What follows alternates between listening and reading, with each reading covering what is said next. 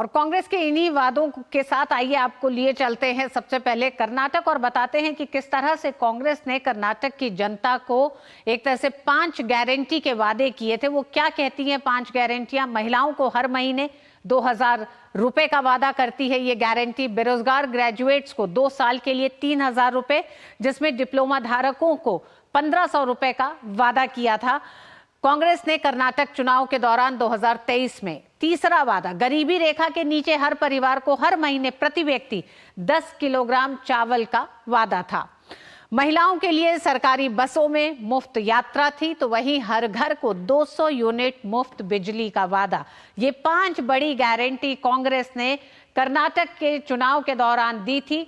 बताएंगे आपको कि किस तरह से इस गारंटी को लेकर कांग्रेस आगे बढ़ रही है। 5 गारंटी का असर आइए अब देखते हैं। वित्तीय संकट से इस समय कर्नाटक सरकार जूझ रही है। सरकारी कर्मचारियों को वेतन देना मुश्किल हो गया है कांग्रेस की कर्नाटक सरकार के लिए। कर्नाटक सरकार पर कर्ज बढ़ता जा रहा है, साथ ही राजस्व घाटा जो 60,000 करोड़ रुपए से बढ़कर अब इन 5 गारंटियों के साथ, तमाम उन योजनाओं के साथ जिनको लेकर एक तरह से राजस्व चल नहीं पा रहा राज्य सरकार का, अब वो 60,000 करोड़ रुपए से बढ़कर 1,14,000 करोड़ रुपए हो गया है राजस्व घाटा। और ये रकम राज्य के कुल बजट का लगभग 21.5% है। ये जो घाटा इस समय मौजूदा समय में कर्नाटक सरकार पर है इन योजनाओं को पूरा करने के सिलसिले से। आइए बढ़ते हैं आगे और बताते हैं कि किस तरह से कर्नाटक सरकार की लगातार मुश्किल बढ़ रही है गारंटियों को पूरा करने के लिए। 5 चुनावी गारंटियों की कुल लागत 50,000 करोड़ रुपए से अधिक की है। अब किस तरह से इस लागत को निकाला जा रहा है? ये लागत कर्नाटक के 3.46 लाख करोड़ रुपए के वार्षिक बजट का लगभग 6ठा हिस्सा है। तो आप समझ सकते हैं कि कितना बड़ा एक तरह से कर्नाटक सरकार पर वो तमाम योजनाएं जिनकी घोषणा तो कर दी गई, लेकिन उसको कैसे चलाया जाए राज्य में, उस पर सवाल लगातार उठ रहे हैं। कर्नाटक पर अभी लगभग 5 लाख करोड़ रुपए का मौजूदा कर्ज है। ये माना जा रहा है कि कर्नाटक में अभी 53,700 करोड़ रुपए सालाना सिर्फ जनता से किए गए वादों को पूरा करने में जा रहा है। तो तमाम वो जो और योजनाएं हैं, ये रकम राज्य की जीडीपी का करीब 1.9% है। तो आप सोच सकते हैं कि किस तरह से राज्य सरकार पर एक बड़ा भार ये 5 गारंटी लेके आई हैं, जिसके लिए सिद्धरामैया सरकार पर खुद एक तरह से उनकी पार्टी के भीतर से आवाज उठने लग गई है कि कर्नाटक में कांग्रेस सरकार के पास अब इन योजनाओं को चलाने के लिए राजस्व नहीं है। कर्नाटक का ये रिपोर्ट कार्ड भी देखते हैं कि किस तरह से क्या वादे किए गए, उन वादों को पूरा करने में अभी तक क्या हुआ है। मई 2023 में चुनाव हुआ था, उसके बाद से महिलाओं को लेकर यह कहा गया कि आंगनवाड़ी श्रमिकों को 15,000 रुपए दिए जाएंगे। ये चुनाव में वादा किया था। देरी से भुगतान हो रहे हैं, इजाफे का जो भरोसा नहीं है, यानी कि वो जो वादा किया गया था वो पूरा नहीं किया जा रहा है। किसानों को जो वादे किया ये उसे देखते हैं। किसानों को रोज 8 घंटे बिजली का वादा था चुनाव में कांग्रेस का। कर्नाटक किसानों को झूठे वादे करके किसानों को अंधेरे में रखा गया। ये वादा भी कांग्रेस की सरकार पूरा नहीं कर पाई है, 8 घंटे बिजली देने की बात। आम आदमी के लिए अन्य भाग्य योजना के तहत 10 किलो चावल का वादा किया था और ये प्रति व्यक्ति 170 रुपए यानी 5 किलो चावल ही इस समय दिया जा रहा है 10 किलो वादे के बाद, और 1 किलो 170 रुपए का इस समय चावल दिया जा रहा है। तो इस वादे को भी कर्नाटक सरकार पूरा नहीं कर पाई है। वहीं दुग्ध किसानों के लिए भी एक तरह से एक वादा किया था, दूध सब्सिडी को बढ़ाने की बात की गई थी, लेकिन नंदनी दूध के दाम में 3 रुपए का बढ़ोतरी की गई है। तो जो वादे किए महिला, किसान, आम आदमी से, उन्हें पूरा अभी तक कर्नाटक सरकार नहीं कर पाई है। कांग्रेस की जो गारंटी रही वो हमने आपको बताया, महिलाओं को 25,000 प्रति माह देने की एक गारंटी की थी। महिलाओं को सरकारी बसों में मुफ्त यात्रा की बात की थी कि इस पे भी विचार हो रहा है कि अब इस घोषणा को भी वापस लिया जाए।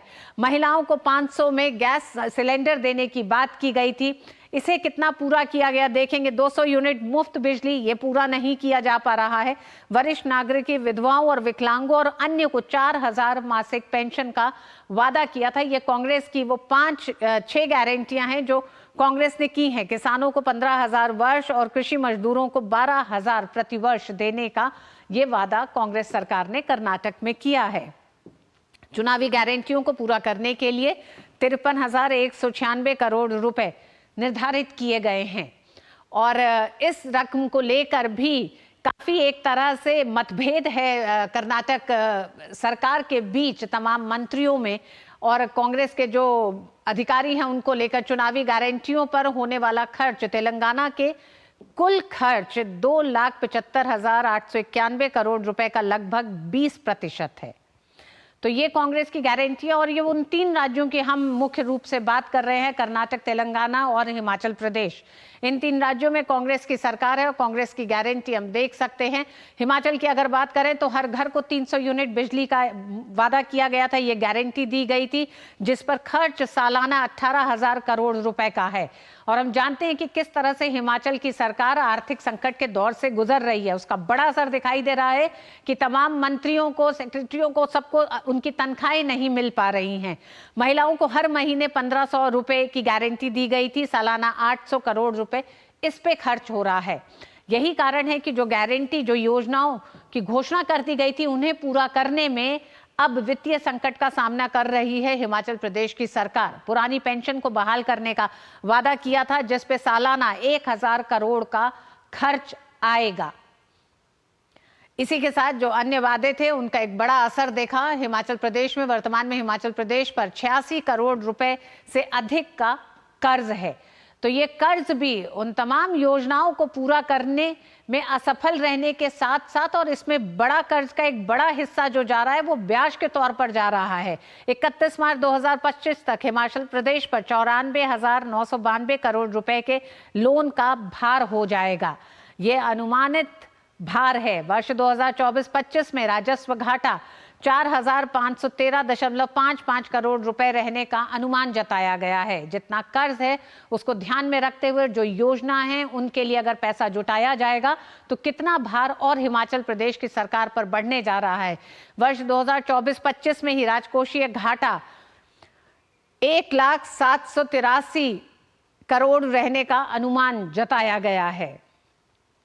वहीं बजट 2024-25 के अनुसार सरकार का 6,255 करोड़ ब्याज भुगतान पर खर्च करने का अनुमान है। तो एक तरह से एक बड़ा हिस्सा बजट का सिर्फ ब्याज का भुगतान करने में जाएगा। राज्य में पहली बार अगस्त महीने के वेतन का भुगतान सितंबर महीने की 3 तारीख तक नहीं हो पाया था।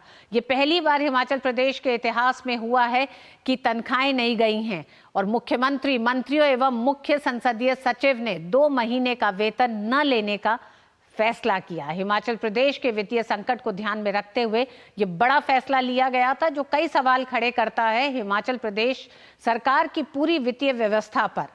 अब हिमाचल का रिपोर्ट कार्ड आइए आपको बताते हैं। क्या वादे किए कांग्रेस ने चुनाव के दौरान और कितना उसको पूरा कर पाए हैं, क्या अड़चन आ रही है।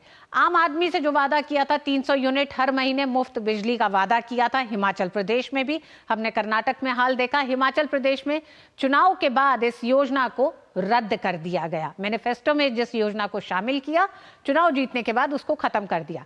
दूध किसानों को कहा गया 80 से 100 रुपए प्रति लीटर के हिसाब से खरीदा जाएगा दूध किसानों से, लेकिन सिर्फ 45 से 55 रुपए के हिसाब से ही खरीदा जा रहा है। तो ये वादा भी पूरा नहीं कर पाए हैं। यही हमने कर्नाटक और तेलंगाना में देखा था।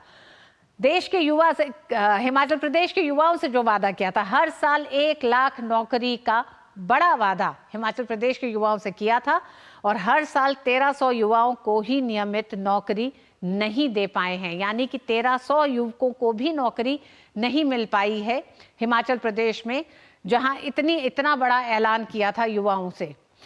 लाभार्थी अगर देखें तो पेंशनर्स को भी कई वादे किए थे। पुरानी पेंशन योजना की बहाली का वादा किया था। कर्मचारियों को नियमित सैलरी भी नहीं मिल पा रही है। नौबत ये इस समय हिमाचल प्रदेश में है। महिलाओं को कहा था कि 18 से 60 साल की महिला को हर महीने 1,500 रुपए दिए जाएंगे। इसका क्या असर दिखा? फंड की कमी के आधार पर भुगतान रुका हुआ है। मोबाइल हेल्थ क्लिनिक का वादा किया था आम आदमी से कांग्रेस सरकार ने हिमाचल प्रदेश में, और नई क्लिनिक शुरू नहीं हुई है जब से कांग्रेस की सरकार बनी है। तो ये चुनावी वादे थे और चुनावी वादों का असर भी हमने आपके सामने रखा। तो